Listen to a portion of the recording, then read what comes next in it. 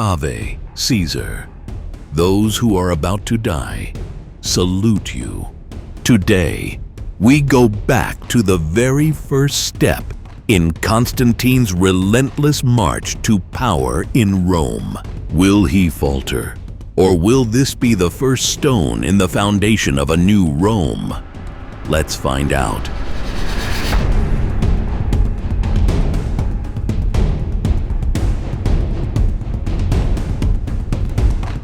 In July 306 AD, Constantine was proclaimed emperor by his father's troops in York, modern-day Britain.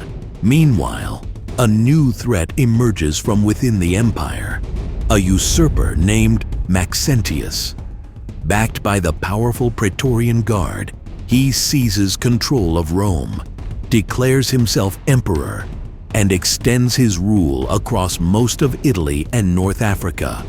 To win the favor of the people, Maxentius vowed to abolish taxes and provide free grain to Rome's citizens.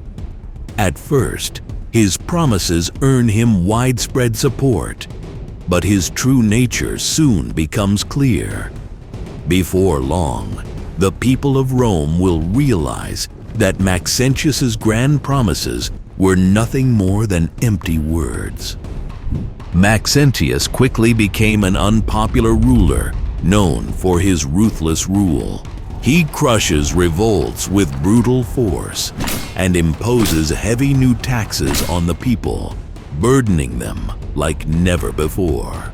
As resentment grows, Rome's oppressed masses rise in desperation, creating an opportunity that Constantine cannot ignore. Seeing a chance to both aid the people of Rome and extend his influence into Italy, Constantine seizes the moment. He denounces Maxentius as an illegitimate ruler and a usurper, framing his campaign as a mission to free Rome from tyranny. Tensions reached a breaking point in 311 AD when Maxentius formally declared war on Constantine. In response, Constantine marched into northern Italy with an army of 40,000 soldiers, setting the stage for a decisive conflict. The first obstacle in his path was Segusio, a town unaware that it stands at the opening act of a campaign that will shape the future of the empire. At dawn, his army arrives. Lines of seasoned veterans and hardened auxiliaries assemble before the town's gates. A demand for surrender is issued, and it gets refused. Constantine places his Germanic, Gallic, and British auxiliaries on the flanks with ladders, ordering them to scale the walls. At the center, he placed his veteran legions, ordering them to set fire to the gates. Infantry! Move!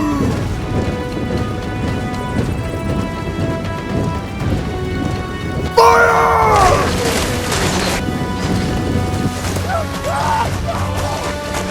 Fire at will!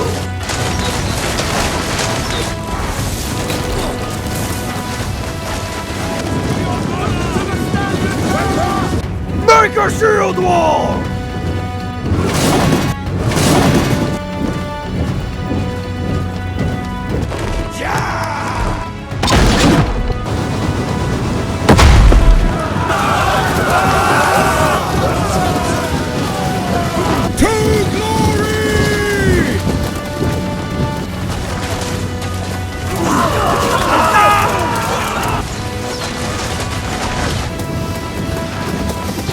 Advance!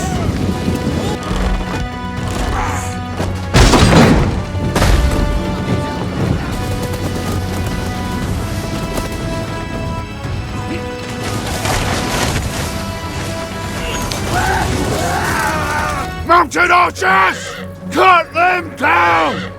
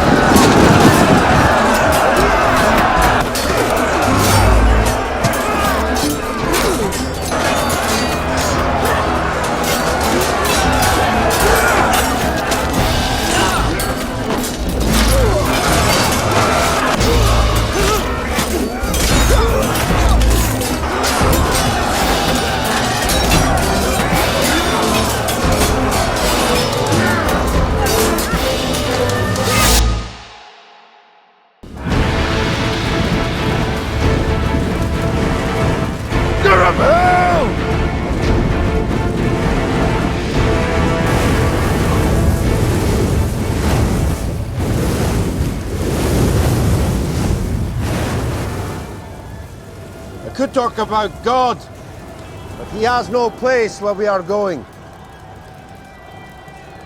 I could talk about honor, but you are here. You know enough about honor. I know you all as men, but today we are beasts. You fight for God, for honor, for country, for family, for yourselves I do not care, so long as you fight!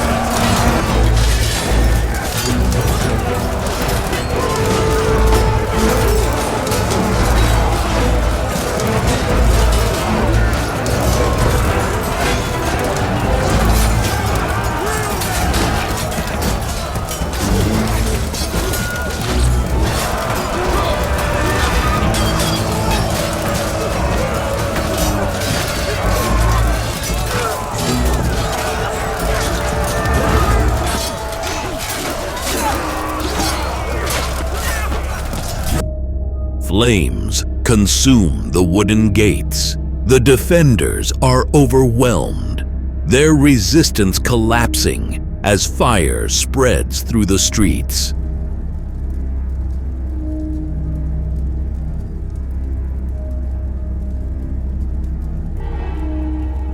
In a move few expected, Constantine issues an order of mercy. Rather than sack the city, he commands his men to extinguish the flames and spares the populace. The town's leaders, once defiant, now swear loyalty to him. This act was no mere kindness.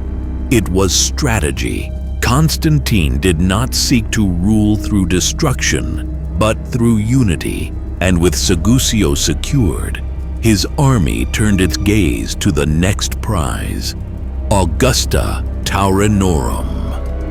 The road to Rome had begun.